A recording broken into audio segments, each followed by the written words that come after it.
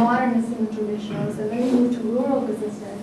Now I think what we have is the Pashtun resistance, and this is really troubling for me. So, you read a lot about, you see a lot on TV about how Pashtuns are resisting, any kind of efforts to educate women. And I think this is really we're almost culturalizing these people because we're saying, well, this is how they are. But I think if you look historically, it's not a Pashtun problem. And in fact, I think there are many people in Afghanistan who resist the current efforts. But it's interesting, and you wonder why, that the focus now is actually specifically on Pashtuns. And that kind of, we talked briefly about how historically there's always been a separation between what the state does and an alienation, actually, and what the countryside is. So what is the resistance?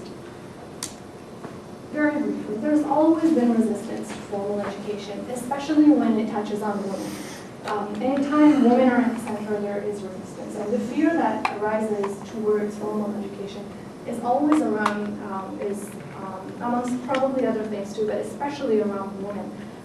Second, rural schools are open and anything like that. People start resisting, they become very suspicious.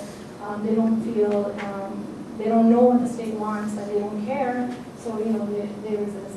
And mostly the resistance has always been outside of the urban centers. The urban centers were always close to the state, and the state was able to sort of keep people in the know in the cities, but in the countryside, I think they were more isolated and therefore not always aware of what the state wanted and what these efforts actually meant for the people. And I think a lot of the resistance historically has been from the Pashtuns, even though I haven't actually come across any writing on this, but this is sort of my own assumption based on what I've read. I think most of the people who resisted used culture as a big reason why they were resisting.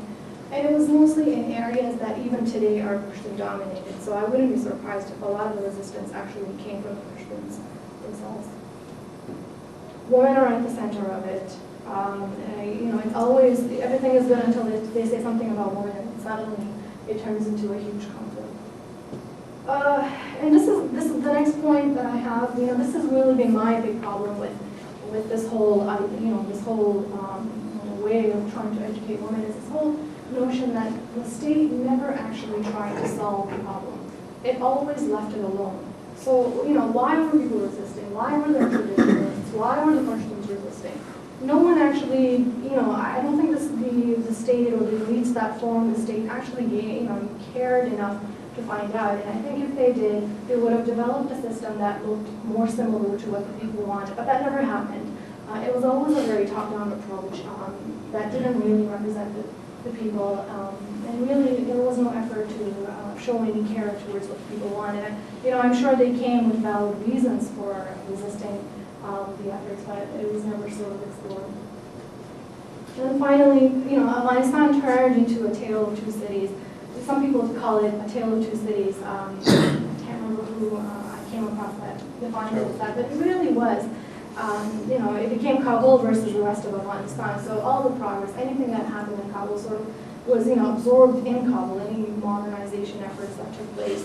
And the countryside was sort of a country on its own. And I don't think I need to even convince you of that. If you've been to Afghanistan, it's very much the case that Kabul is very different, and I would argue very hungry for a westernized, modernized lifestyle, where the rest of the countryside is truly what we know of Afghanistan to be. So why the resistance? Why are people resisting? Why were people always resisting? There's a really well-known scholar on Afghanistan, Nancy Hatch Dupree. She's written for decades on Afghan women in Afghanistan, and she talks about this idea of the elites within Afghanistan. And I have a quote from her that I'll let you guys read. And she said, these modernizing efforts of the ruling elite and the citified populations that followed their lead were so decidedly Western-oriented, so steeped in admiration of all things Western, that many values held sacrosanct by the majority of the population were brushed aside. And I think that kind of sums up what I've been saying, that what the locals believed was sort of dismissed at the expense of what the elites wanted monarchy. And then this is something that the next point I have you hear a lot about, oh, we've always had Pashtun monarchy, how come Pashtun are like this, and the king was Pashtun, their, leaders have been Pashtun. Well, Jamil Hanafi is an Afghan scholar from the States, and he talks about the idea of the Persianized monarchy, and, I didn't actually think about this prior to coming across it, and I found it very interesting. But he talks about this idea that even though the monarchy was Pashtun by blood, they didn't actually speak Pashto. They didn't even know Pashto. So they didn't actually represent Pashtuns at all. The masses were not represented. And also, I think I've argued in my thesis that this actually did a disservice to all of Afghans. It did a disservice to Pashtuns because Pashtuns lost faith. They had no faith in the state. But it also did a disservice to Tajiks, Uzbeks, and Hazaras because this group used, their blood, their Pashtun thing to sort of brag and whatever. It isolated other groups, but it never actually was representing the Pashtuns anyway. So even though they sold themselves off as Pashtuns and that's how they were perceived, they weren't really Pashtuns. So there was a mass alienation because of this. And as a result, the efforts have, I don't want to justify the state's efforts, but it's almost like maybe to an extent they were limited in making and keeping their focus in the state, in the cities.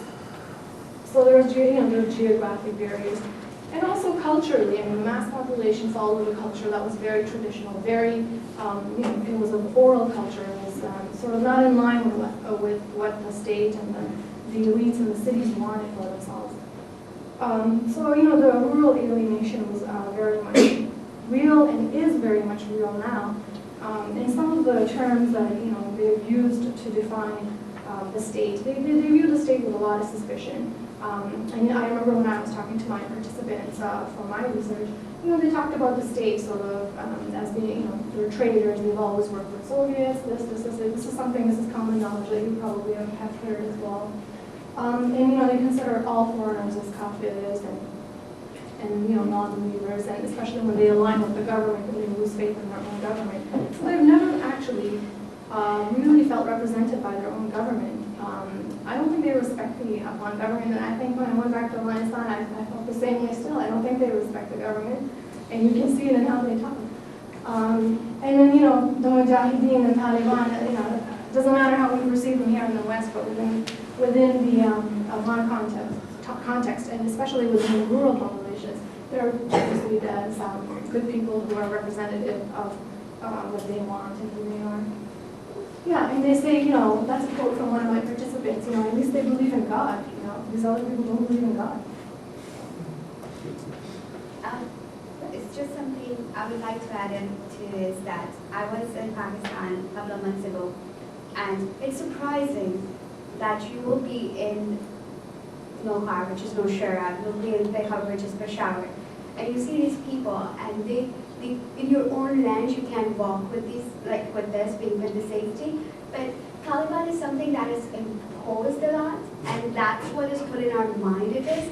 But as far as we Pashtuns, if we do not stand up and say that's enough, as women as well, because I know someone, she's in a small village, she learned how to read and write Pashto with Urdu. She never got, again, she's 13-year-old and she's learning. So I guess it's a lot to do with our culture and our people as well, that we need to stand up for ourselves for once and say, it's enough, we need to do something about it. Yeah. So women has to come out for it, like from every part of the world. Like we're sitting here, so we could do something which through web or something. Well, and I think you raise a very good point, and I hope the last thing I want here is to sympathize with the Taliban or any of these groups.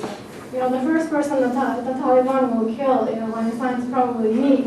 So again, I'm not going to be a hypocrite and stand here and say, these people are pious and they're very nice people. But I think it really shows the desperation of the Afghan people, and I think they've gone to such desperate levels that this alternative is better than no alternative. And I know when I was in the villages in Afghanistan, a lot of people are, they have no other option. So it's either the foreigners or no one else cares about them. And the only people who are supposedly fighting for them are the Taliban, unfortunately. And they, of course, probably actually do have their own agendas, which sadly they're both